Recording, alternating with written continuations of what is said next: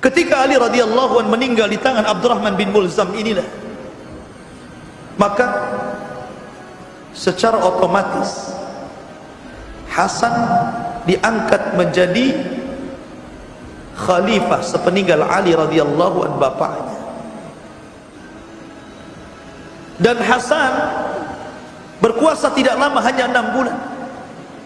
Karena ketika Hasan ini dibaiat, muncul pergerakan yang pernah terjadi di zaman bapaknya, di mana kubu Muawiyah yang ada di Syam bangkit lagi, dan orang-orang yang memiliki loyalitas tinggi kepada ayahnya Ali bin Abi Thalib, akhirnya mereka berbaiat kepada Hasan, dan hampir terjadi peperangan kembali antara kubu Hasan dan kubu Muawiyah. Sudah berhadap-hadapan, perang seperti yang pernah dilakukan dan terjadi di zaman ayahnya Ali bin Abi Thalib. Melihat gelagat seperti ini, Hasan tidak mau ada yang tertumpah darah.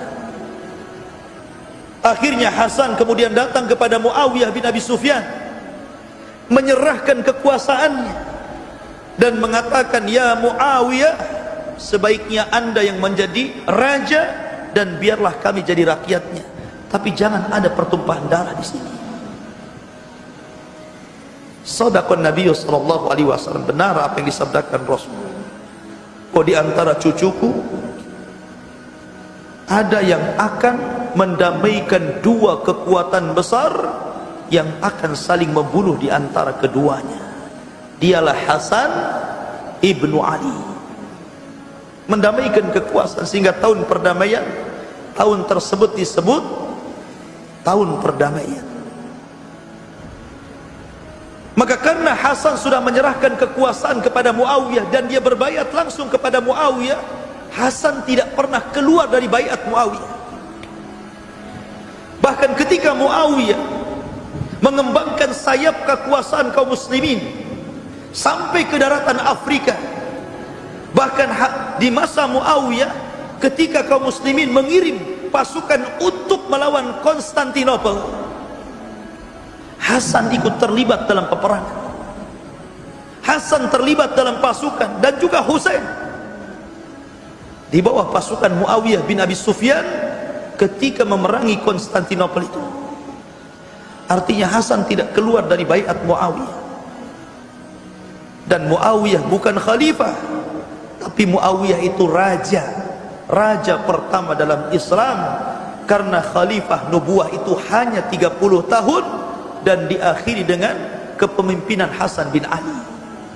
Selebihnya menjadi sebuah kerajaan. Dan raja pertama adalah penulis wahyu Rasul, Muawiyah bin Abi Sufyan. Ma'asyiral muslimin yang dimuliakan Allah Azza wa Jalla, terjadi khilaf para ulama tentang kematian Hasan bin Ali ini. Ada yang mengatakan bahwa dia diracun. Meninggalnya Hasan itu karena diracun. Adapun ada riwayat yang mengatakan bahwa yang meracunnya adalah Ja'dah, seorang wanita yang diiming-imingi oleh Yazid akan dinikahi dengan syarat meracuni Hasan ibnu Ali, kemudian dilakukan oleh wanita itu dan akhirnya Hasan terbunuh. Ini riwayat ini enggak benar. Riwayat ini tidak benar. Tapi riwayat yang sahih tidak diketahui siapa yang menuangkan racun itu. Dan ada juga yang berpendapat bahwa Hasan itu mati secara wajar layaknya manusia meninggal, mungkin dengan cara sakit ataupun dengan cara musibah, tapi tidak diracun. Intinya ulama khilaf tentang kematian Hasan. Ma'asyiral muslimin yang dimuliakan Allah Azza wa Jalla, ketika Muawiyah bin Abi Sufyan meninggal dunia, kemudian Muawiyah mewasiatkan kepada anaknya Yazid bin Muawiyah untuk menjadi pemimpin sepeninggalnya. Tentu ini kesalahan Muawiyah. Bagaimanapun asal mencari pemimpin bagi kaum muslimin bukan seperti itu, tapi diserahkan ke Dewan Syura. Ke Dewan Syura diserahkan kepada pakar-pakar, biar mereka yang memilih siapa yang layak menggantikan untuk menjadi pemimpin kaum muslimin sepeninggal Muawiyah. Bukan Muawiyah memberikan kepada Yazid putranya, tapi Muawiyah berijtihad bahwa Yazid layak untuk menjadi pemimpin sepeninggalnya. Padahal hukum asal itu diserahkan kepada Dewan Syura, dan Dewan Syura melihat bahwa banyak orang yang jauh lebih hebat, jauh lebih mulia dibandingkan Yazid putra Muawiyah. Di antaranya adalah Abdullah bin Zubair, kemudian juga Abdullah bin Umar. Bahkan Husain sendiri adalah orang yang paling layak menggantikan Muawiyah, karena tidak ada orang yang lebih mulia melebihi Husain kala itu. Tapi karena Muawiyah sudah mewasiatkan kepemimpinan kepada Yazid, maka orang-orang hanya bisa gigit jari melihat Husain tidak dibaiat dan menjadi khalifah. Disinilah permulaan fitnah terjadi. Ma'asyiral muslimin yang dimuliakan Allah Subhanahu wa taala, ketika Yazid ibn Muawiyah, antum tahu Muawiyah tidak punya anak kecuali satu, Yazid bin Muawiyah. Alasan mandulnya Muawiyah dan tidak punya anak kecuali Yazid, karena setelah punya anak Yazid, dia ditusuk oleh orang Khawarij. Tusukannya kemudian mengakibatkan kemandulannya, karena dokter mengatakan engkau tidak punya anak lagi. Akhirnya kemudian dia pun tidak punya anak kecuali satu, Yazid bin Muawiyah.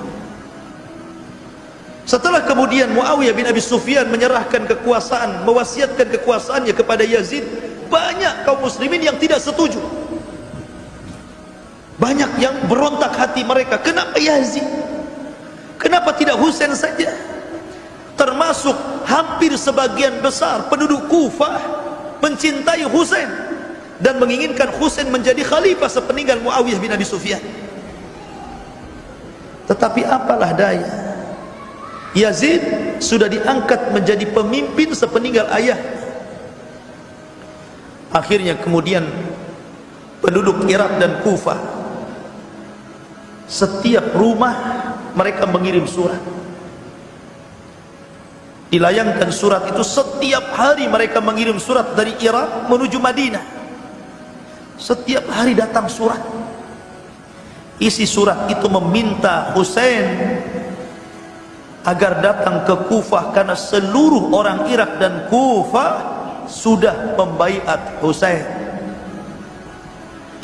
Akhirnya Husain pun terpengaruh dengan surat-surat yang banyak itu. Tapi untuk memastikan bahwa orang-orang Kufah dan Irak itu jujur hati mereka, menghendaki bahwa Husain menjadi khalifah bagi mereka dan merebut kekuasaan Yazid, akhirnya Husain pun mengutus anak pamannya, namanya Muslim ibn Aqil.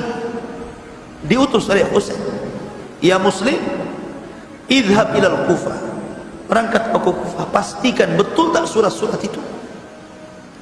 Berangkatlah Muslim bin Aqil ke Kufah. Subhanallah, tidak ada satupun rumah di Kufah kecuali mereka menghendaki Husain menjadi pemimpin mereka. Artinya surat itu bukan surat bodoh, surat betulan, karena orang-orang Kufah sangat cinta dengan Husain. Rupanya Muslim bin Aqil akhirnya karena melihat adanya kepastian di Kufah, dia pun melayangkan surat agar dihantar kepada Husain yang ada di Madinah, agar Husain segera datang menemui orang-orang Kufah dan Irak. Mereka siap membaiat dan merebut kembali tahta yang telah dikuasai Yazid bin Muawiyah. Berangkat Husain itu. Namun sebelum Husain sampai di Kufah, rupanya Yazid bin Muawiyah mendengar gelagat adanya pemberontakan di Kufah itu. Diutuslah orang kepercayaannya, namanya Ubaidillah ibn Ziyad, orang yang zalim, orang yang jahat, orang yang fasik. Diutus Ubaidillah ibn Ziyad ini untuk mengawasi Kufah. Berangkat Ubaidillah ibn Ziyad ke Kufah. Rupanya benar bahwa orang-orang Kufah siap berbaiat kepada Husain. Pulanglah kemudian Ubaidillah ibn Ziyad melaporkan kepada Yazid.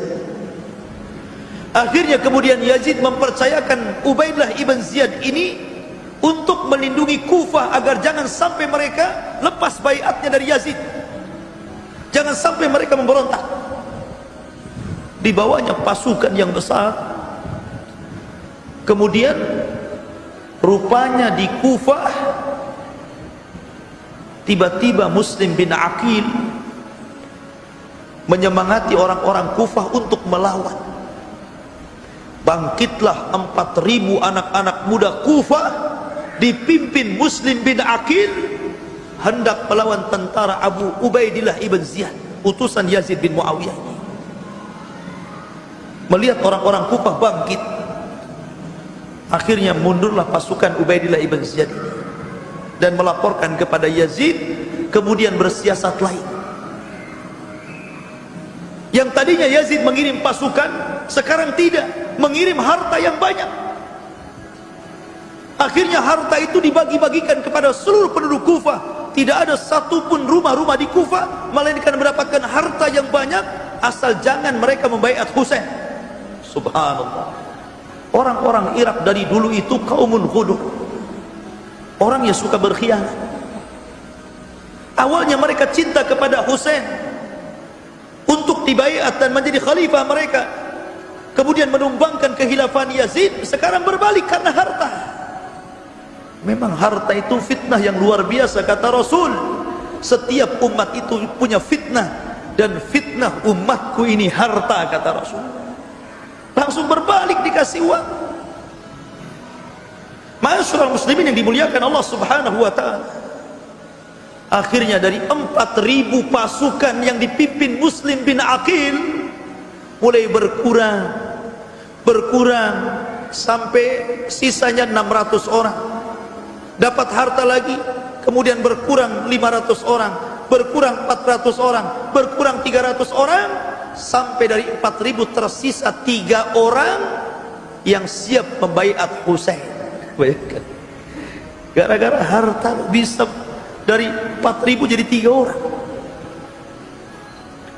Yang anehnya, yang 3 orang ini ketika sholat bersama Muslim bin Aqil, sholat maghrib, setelah salam assalamualaikum, assalamualaikum, ketika lihat ke belakang yang 3 orang pun sudah lari, sudah mengikuti yang 4.000, karena diiming-imingi harta yang banyak oleh Yazid bin Muawiyah, karena Syam ketika itu daerah kaya.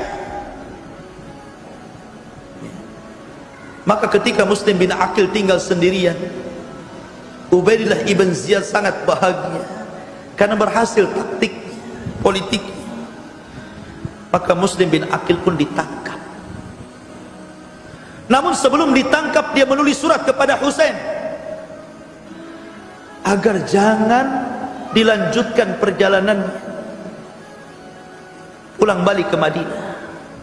Orang-orang Kufah sudah berkhianat. Kemudian setelah menulis surat itu, Muslim bin Aqil pun dibunuh dengan cara yang sadis oleh Ubaidillah ibn Ziyad. Sementara surat yang dilayangkan agar Husain balik ke Madinah ini tidak sampai kepada Husain. Sementara surat yang pertama agar Husain datang ke Kufah sudah dibaca Husain.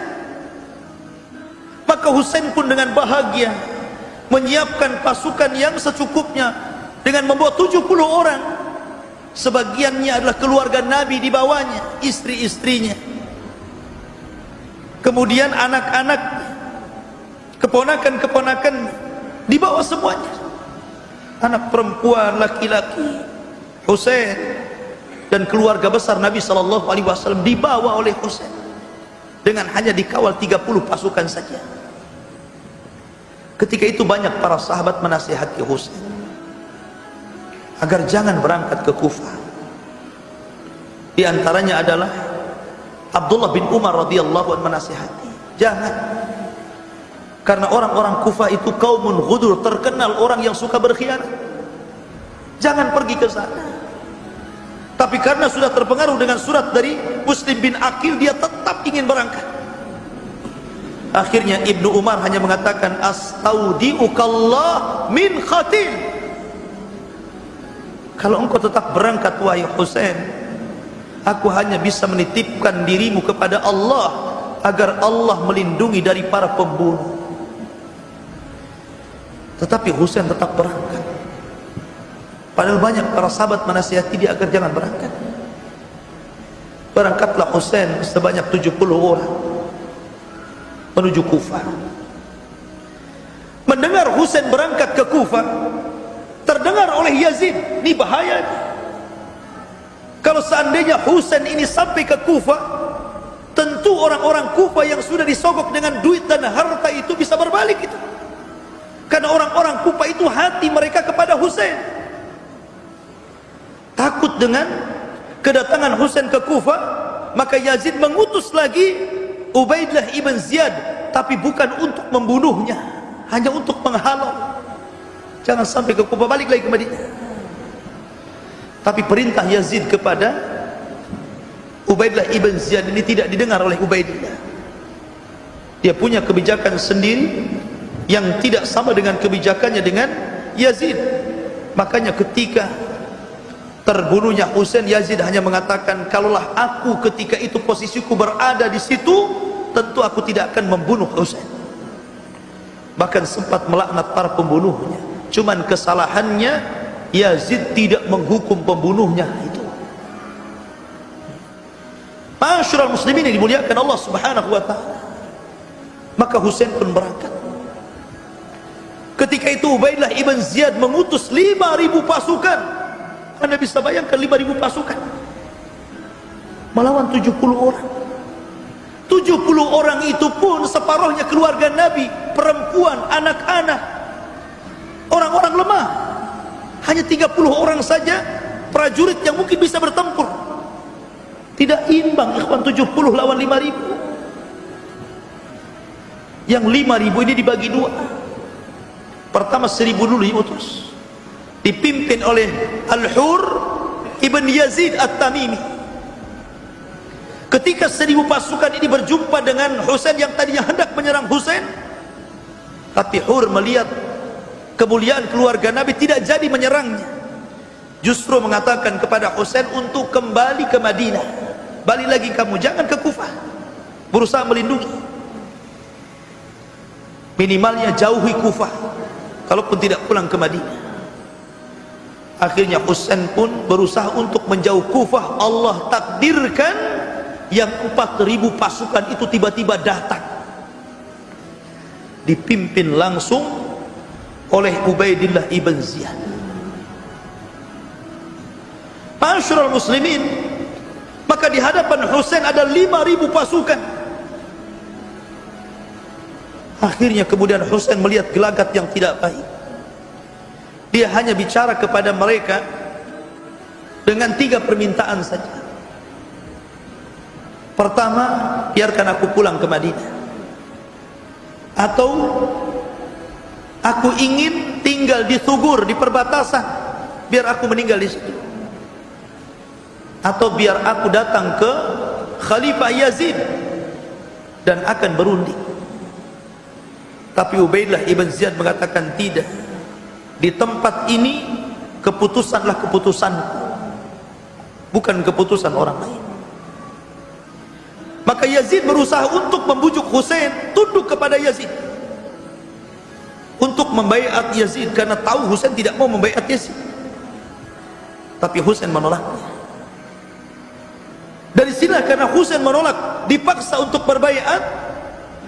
Tiba-tiba seseorang yang namanya Syamar ibn Di Jawsan, seorang fasyik, orang yang jelek, tiba-tiba dia menyerang pasukan Husain.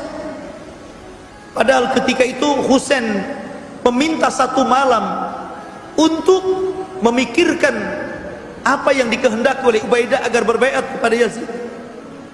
Di malam tanggal 9 Muharram itu, seluruh keluarga Nabi SAW berada di tenda, dikepung oleh pasukan. Husain hanya bisa tawakal kepada Allah Azza wa Jalla. Dia pun menghabiskan semua malamnya untuk tahajud. Dan seluruh keluarga Nabi yang ada di tenda pun menghabiskan malam-malamnya untuk tahajud dan berdoa kepada Allah Subhanahu wa taala. Tepat pada tanggal 10 Muharram, tiba-tiba mereka diserbu. Tidak ada satupun jiwa kecuali mati. Dan semuanya keluarga Nabi sallallahu alaihi wasallam. Di antara keluarga Nabi sallallahu alaihi wasallam yang meninggal itu disebutkan nama-namanya. Di antaranya adalah anak-anak Ali bin Abi Thalib radhiyallahu anhu. Abu Bakar bin Ali meninggal di situ. Muhammad ibn Ali meninggal di situ. Utsman ibn Ali meninggal di situ. Ja'far ibn Ali meninggal di situ.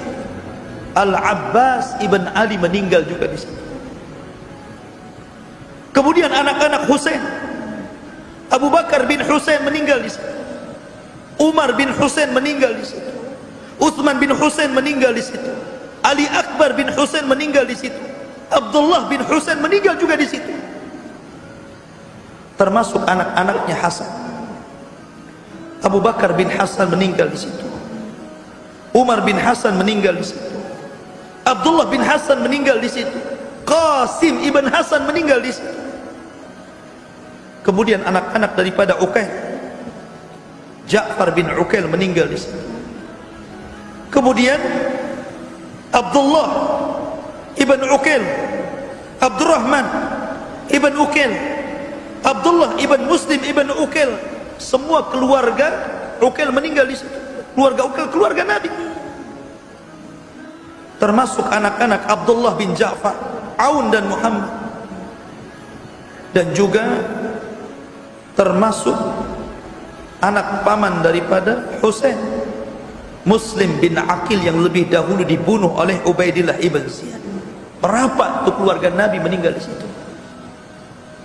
Istri-istri dan anak-anak keluarga Nabi semua meninggal di Karbala. Ketika Husain bin Ali sampai di negeri itu, bertanya kepada orang, ini negeri apa namanya? Maka orang-orang mengatakan Karbala ya Husain. Maka orang-orang mengatakan, maka di sini akan terjadi karbun wabala. Karbun wabala disingkat menjadi Karbala.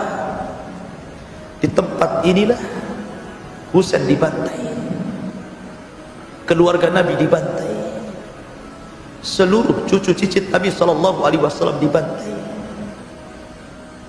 Ma'asyiral muslimin yang dimuliakan Allah Subhanahu wa taala. Dan yang lebih menyedihkan adalah kepala Husain dipisahkan dari badannya.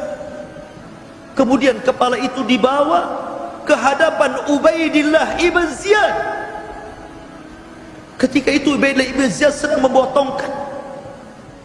Kemudian dihinakan kepala itu dengan dipukul-pukul dengan tongkatnya. Subhanallah. Cucu Nabi sallallahu alaihi wasallam, pemimpin para pemuda di sorga, dihinakan oleh Ubaidillah ibn Ziyad sampai dipukul-pukul dengan tongkatnya. Sampai Anas bin Malik yang ketika itu sudah tua renta melaknat Ubaidillah karena telah menghinakan kepala Husain, orang yang merupakan kekasih kita kaum muslimin, keluarga Nabi sallallahu alaihi wasallam, cucu tercinta Nabi sallallahu alaihi wasallam. Tapi apalah daya Anas bin Malik yang sudah tua hanya bisa melaknat dan mendoakan buruk kepada Ubaidillah ibn Ziyad. Ma'asyiral muslimin yang dimuliakan Allah. Tapi Yazid ketika mendengar ini, dia marah. Kenapa aku tidak menyuruh membunuh, kenapa dibunuh? Bahkan kenapa sampai dihinakan? Sehingga dia mengatakan, kalau aku berada di posisi dia, aku tidak akan bunuh dia. Kemudian Yazid mulai melaknat orang yang membunuhnya. Ma'asyiral muslimin yang dimuliakan Allah Subhanahu wa taala. Maka peristiwa ini dalam sejarah disebut dengan peristiwa Karbala, karbun wabala. Sebuah tragedi yang sangat menyedihkan. Semua keluarga Nabi dibantai di tempat ini.